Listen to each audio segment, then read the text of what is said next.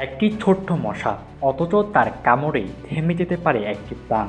Dengue, malaria, chikungunya, মশাবাহিত এসব রোগে প্রতি বছর অসুস্থ হচ্ছেন অসংখ্য মানুষ।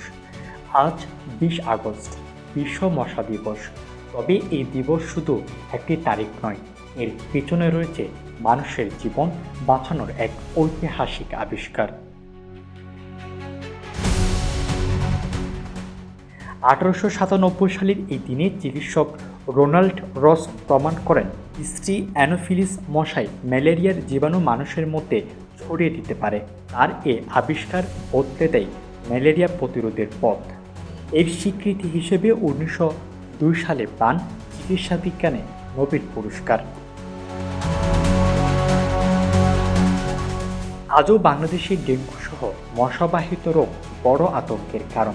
তাই আপনার বাড়ির পাশে জমে থাকা একটুখানি পানীয় যেন কারো জীবনের জন্য হুমকি হয়ে না দাঁড়ায়।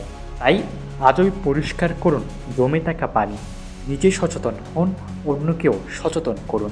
কারণ মশা ছোট হলেও এটি হতে পারে একটি পরিবারের কান্নার কারণ।